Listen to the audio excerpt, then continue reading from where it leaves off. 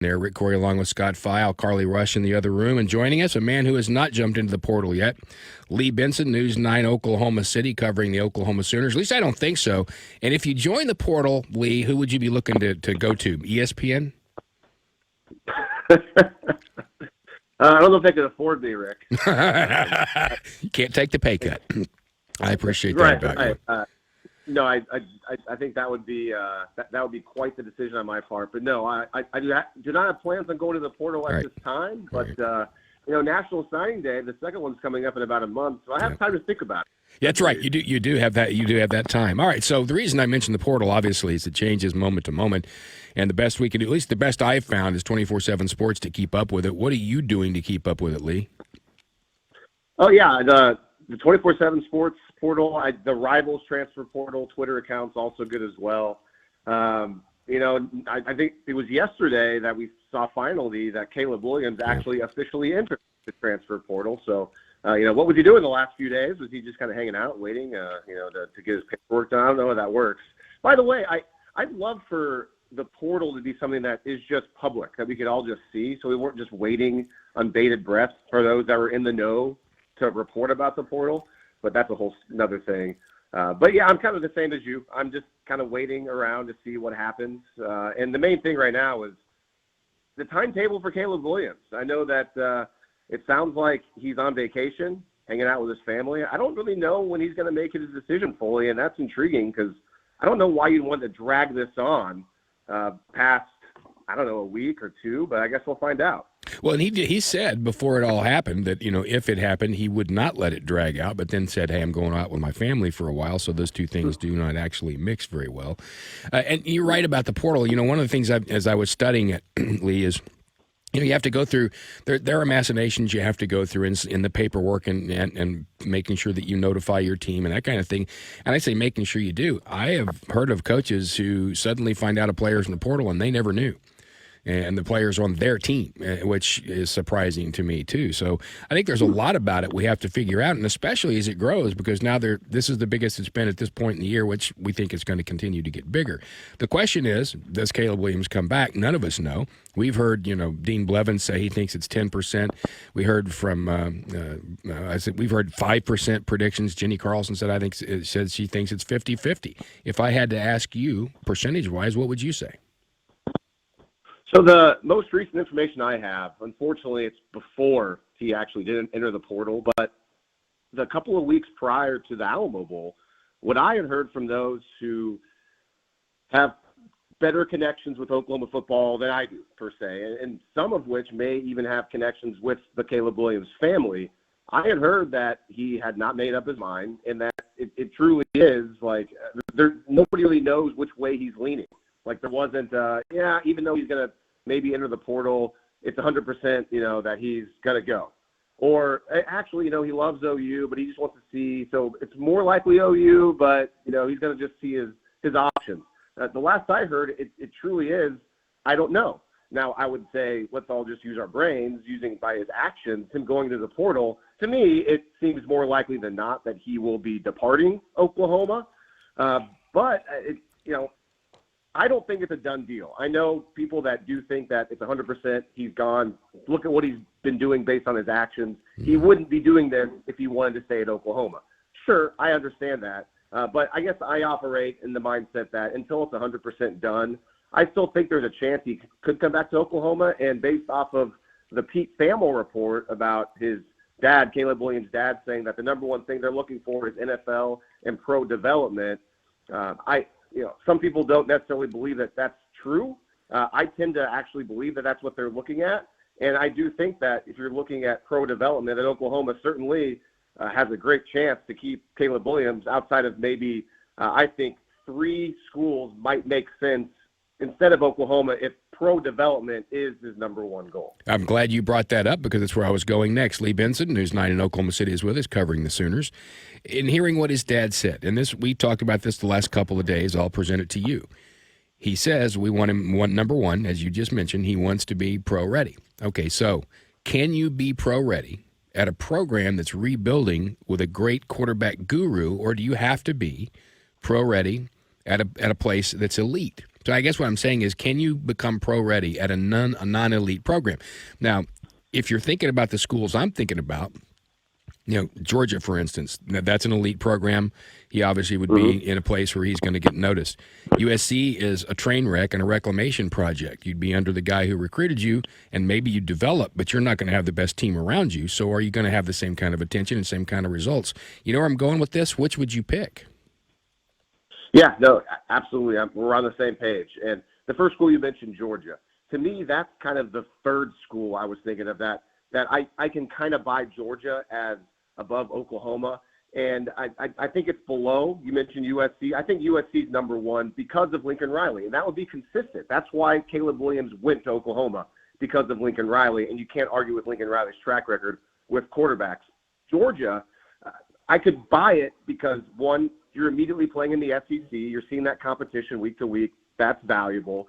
And two, Todd Monken is there at Georgia as the offensive coordinator. Yep. He's got lots of college experience, and he also has a pretty good amount of NFL experience. He was in the NFL before he came to Georgia in 2020. He was with the Bucs and the Browns. So I can kind of buy that, hey, Todd Monken knows an NFL quarterback. He knows what they look like. He knows how to develop them. So I could buy Georgia. The other school that I think would make a lot of sense, it's an if, though, at this point, is Miami. And that's if Miami were to hire Joe Brady. Right. And there's a report, a month ago that maybe there's mutual interest in Miami and Joe Brady. But there was also a report about 3.5 weeks ago from Adam Schefter saying that he was hearing that it was more likely that Joe Brady would stay in the NFL and that it's not impossible that he go back to college, but it's improbable. And so it's interesting to me that Miami just hired Brian McClendon, Oregon's interim head coach, as the co-offensive coordinator. That was the worst-kept secret, leading up to the Alamo Bowl. Everyone kind of knew that he was going to be going to Miami with Mario Cristobal. And it's interesting that he got hired as a co-offensive coordinator. Right. And currently Miami doesn't have an offensive coordinator. So it's almost like they're signaling, they're keeping the door open. And it's almost like I'm inferring that they're really trying to figure out a way to hire Joe Brady. And I think Joe Brady at Miami, okay, if you're Caleb Williams, that's certainly an option because he has one gigantic NFL skin on the wall in Joe Burrow. Yeah. Oh, yeah. Well, I see that as well. And it is funny in Miami. It's probably not funny if you're their former head coach, right? Because they are leaving the door open. They did the same thing before, but that door was open so they could push him out. Now it's open so they can welcome a guy in. But again, we're looking at a reclamation project just as we are at USC. So if you're the guy and his dad, do I go where I think I can be developed, but I play for a team I know won't be as good as this elite team where I can go and be developed and recognized immediately and potentially play, by the way, against your former team when they actually enter the league because you have some time left depending on whether he goes early or not. I mean, the whole thing is really fascinating. And unless you're inside what dad and son are thinking, all we're doing is conjecturing. Yeah, and I'm glad you brought that up again. That's a great point. And that's what I've thought about that as well is, if you're Caleb Williams, okay, I get it going to USC if you're going to go there for Lincoln Riley. But you're exactly right. That roster needs tons of work. And the talent you have around you is not anywhere near what it is at Oklahoma. Is your offensive line going to be able to protect you and provide you with time to throw? Who are you throwing to? Do you want to take that chance knowing that, okay, I have Lincoln Riley. Sure, he's great at developing quarterbacks. But if I have nobody to throw to, my offensive line can't protect me, how good am I going to look? How much will I develop? And the same thing at Miami. Sure, Joe Brady's a great offensive coach. If he goes there, okay, I'm not an expert on Miami's roster, but I will say, Mario Cristobal, he kind of underutilized Justin Herbert for years. Granted, again, if Joe Brady goes there, I'm sure Mario Cristobal would say, hey, Joe, you take, you and McClendon, you guys do it. And, we could see what happens with that. But at Oklahoma, kind of what you're alluding to, there's already plenty of talent on that roster. I know they're losing a couple offensive linemen, but Oklahoma can reload. And if Caleb Williams does stay at Oklahoma, maybe a guy like Mario Williams then stays at Oklahoma as well, since it seems like they're connected. And all these other offensive players could stay as well. And then you kind of put some faith into Jeff Lebby, who I know doesn't have an NFL skin on the wall quite yet. He's going to with Matt Corral. We don't know what Matt Corral is going to look like once he gets to the NFL. Put faith into a guy. And then also with Brent Venables, I can kind of see how that would be maybe the best choice for him. And then if it doesn't work out after a year, then you can still transfer after this next year at Oklahoma if you don't think it works out. Yeah, or just go ahead and go pro, because let's be realistic. Everybody knows the guy's going to go to the NFL. The NFL knows the guy's going to go to the NFL. His family does too. You want to develop, sure, but you can also do that with camps and quarterback coaches and off-season workouts. So those things are going to be there for him anyway. I'm glad you brought up Mario Williams. I was going to bring that up next. He is close to Caleb Williams. He jumps in as well. Of course, Hazelwood's already gone. Then they list Austin Stogner right now as the number 5 guy on the board. He's already gone. And now if Mims goes, and even Farouk, as they're talking about possibly going. The thing with Mims and him being not satisfied with targets, if the other guys go, he's going to get more targets, which might be a bigger reason for him to stay. And he hadn't officially entered anyway, but what are you hearing on him? So I'm with you. I unfortunately have not heard anything definitive on Marvin Mims. And I know he's a guy that people just kind of assume that if Caleb Williams goes, that Marvin Mims will go. And from my perspective, I was looking into this. I don't think it would make much sense for Marvin Mims to go as somebody on the outside looking in. This is going to be his 3rd year. If Marvin Mims is a player who thinks that he can go to the NFL after 3 years of college, and he's a player that he has a good junior year, he certainly could do that. Then why would you want to deal with kind of the annoyance of changing schools, changing offenses? I know there's going to be a new offense anyways with Jeff Lebby, but if you look back at Lebby's history, at least recently, his 1 year as the full-time offensive coordinator at UCF in 2019. By the way, Gabriel Davis was there, who's now with the Buffalo Bills. Gabriel Davis had 72 catches that season. 2 other guys had 50 catches that year. In 2020, his first year at Ole Miss, the Rebels had Elijah Moore on their team, and Elijah Moore had 86 catches. And this past season, Dontario Drummond had 76. So my point is, Jeff Lebby's offense is an offense, it would seem, that can get really good receivers a lot of catches. And if that's what Marvin Mims wants, he certainly can get that under Jeff Lebby's offense. Granted, Theo Weiss is back with Oklahoma. He's also a player that could be looking at that as well. But I think if you look back at 2019, it's not just one player that gets a bunch of catches. Again, Gabriel Davis had 72 grabs in 2019. They had 2 other players that had 50 grabs that year. So if you're good, the way I'm looking at this is that if you're a good player in Jeff Lebby's offense, he's going to find ways to get you the football. And so hopefully that's what Marvin Mims is looking at. If he is considering other options, I think Oklahoma is a great one for him. Oh, I think so, too. There's so many things that could happen. Talking to Lee Benson, Closing Moments, News 9 in Oklahoma City, as we talk about the Sooners and what's happening in the portal. I think the same thing with him. I just see that he would have more opportunity. But now the other side of what we've been mentioning several times here with Jeff Lebby is now it looks like, obviously Dylan Gabriel's coming to Oklahoma. They were together at UCF. Now, if you're Caleb Williams, even though I'm sure you think you're the better of the 2 players, if you come back, now you've got 2 guys who already knew each other in the system. Do you think that plays against it? Yeah, that's a great question. I hadn't thought about that much because that's one of the positives about a Dylan Gabriel coming into Oklahoma. If he is going to be the starting quarterback next year, he's not going to take a bunch of time to learn this offense because he knows this offense from Jeff Lebby. If you're Caleb Williams, though, I can't imagine Dylan Gabriel coming to Oklahoma is going to be something that deters him from. Let's say he decides that Oklahoma, after going through all of his options in the portal, that he actually finds out and decides that Oklahoma is his best option for NFL development and the best place for him.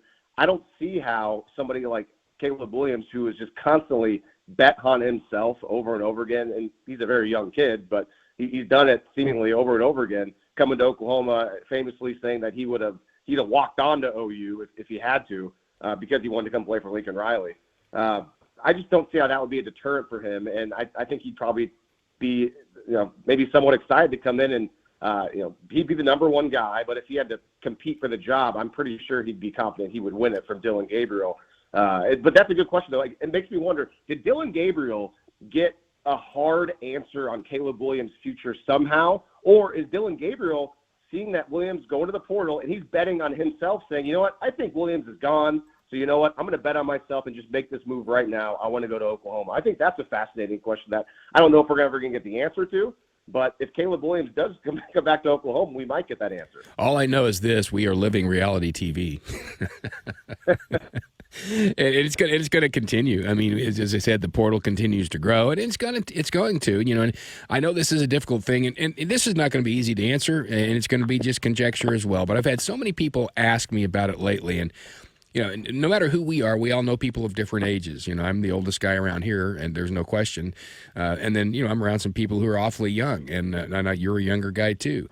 Everybody views this differently. Most of the people I know who are my age, wow, what happened to loyalty? And, it's not the same. And it's not. And as I've said a couple of times today, sports is going to be different tomorrow than it is today. It's going to be different Saturday than it was Friday. It's just the way the world we're living in. So I don't, it's not what I grew up with and that kind of thing. I get it. But it is what it is from the standpoint of we don't mind if coaches get job interviews. These are, to me, job interviews for players. It basically is the way I'm looking at this. And I don't have a problem with it from that standpoint. How do you feel about it? Yeah, I think you and I are simpatico. And I'm pretty confident about why I like college football, why I like football in general, the NFL. I love the sport. I love the game. I love each game. And there's a lot of people that, as far as college football goes, that love college football more for the pageantry and the history and the tradition. And that's great too. But maybe that's like their number one thing. And for example, my brother, we do a podcast together, and he's in the total opposite side of you and me. I mean, he's very bothered by all this. He loved the tradition of college football. That when you pick a school, you're picking that school and you're going to stay there. And he's really bothered by Caleb Williams being at Oklahoma and then doing this. And he thinks it's really kind of, in a way, I'm putting words in his mouth, and he wouldn't appreciate that. But in a way, I think he kind of thinks Caleb Williams is kind of spitting on Oklahoma right now and disrespecting them.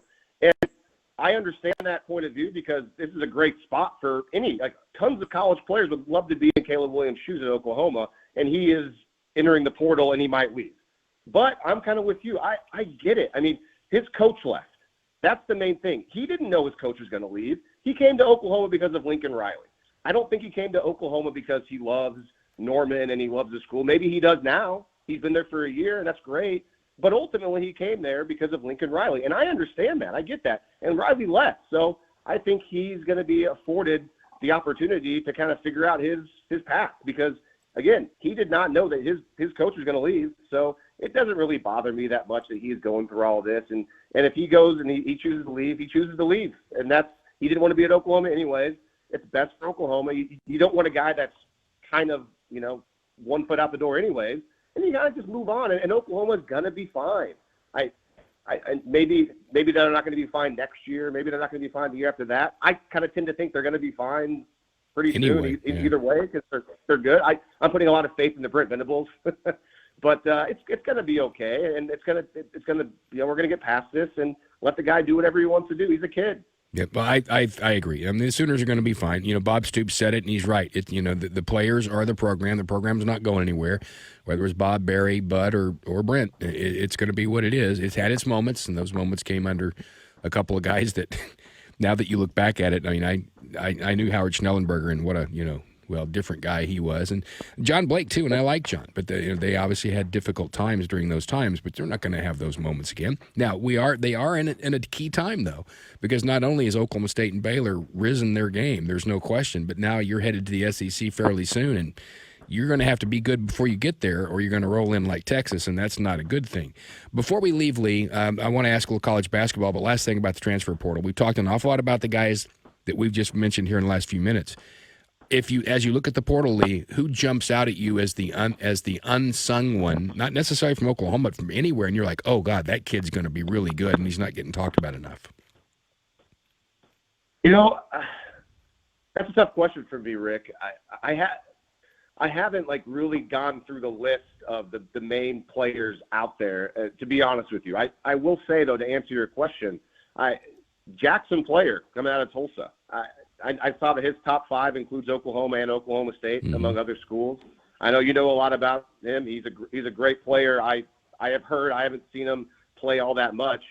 So in my mind, if we're talking Oklahoma-wise, the idea of getting a player of that caliber, especially just up the turnpike, that seems like a big deal if Oklahoma could get him. I know, again, it seems like Oklahoma State might have a chance as well. But with Todd Bates coming in now and Brent Venables there, I just don't know if for somebody like Jackson Player, Oklahoma, I feel like would be a great spot to go to just because of the defensive coaching staff they have that they're assembling right now. So I suppose that would be the one guy that I'm definitely looking forward to seeing who he chooses. who he chooses to go play for. But and the opportunities he has in front of him tell you how good Jackson is and how good he's been. My guess with him is he's going to end up at TCU because that's where Joe Gillespie is. And, of course, Joe was the coordinator here during his time at Tulsa. So that's just my guess, but I have no clue. I don't know. Kind of similar to Tanner McAllister going and playing with Jim Knowles. Yeah, right. Yeah. Very same kind of thing. All right, so before we go, let's talk a little basketball. I know everybody right now is worried about COVID protocol more than anything else, trying to make sure they can just play. Talked to Coach Boynton yesterday, and they were just now back at it after having that long break. What do you think of Porter Moser early, and how much do you think we're going to have a problem continuing with COVID protocol and games being put off? So Porter Moser, I will say, whenever Lon Kruger was retiring and he left, I remember one of the first guys I thought of, just because it was the NCAA tournament was going on and Loyola had made another run again. I thought, man, wouldn't it be great if Oklahoma could look at Porter Moser? I mean, he's going to be a hot commodity. He has no ties to Oklahoma. And, I mean, Joe Castiglione must have listened to my podcast because, boom, that's the first guy he went for, and he got him. And so I was pretty excited whenever they got Porter Moser. And he's been awesome. He's been fantastic so far. And the main reason why I was excited about him is because you look at the numbers of Loyola over the years. They play a very highly efficient style of offensive basketball. They're always like near the very top of college basketball in field goal percentage. And then he also emphasized defense. And that's exactly what we're seeing so far with Oklahoma. Statistically, they're shooting the ball incredibly well. Against Baylor, they shot the ball incredibly well. And they defended Baylor about as well as they could. But, man, Baylor is so good watching that game the other night. But I'm incredibly excited about this team because of how efficient they are offensively. They always seem to get good shots, and they also defend. So I really have high hopes for Oklahoma. And as far as COVID goes, I'm not too worried about it. I think it's going to be okay. It's unfortunate what's going on with Oklahoma State, how they haven't played. And, they finally got back out there, but, they missed the USC game. They had the other game postponed as well. But as time goes on,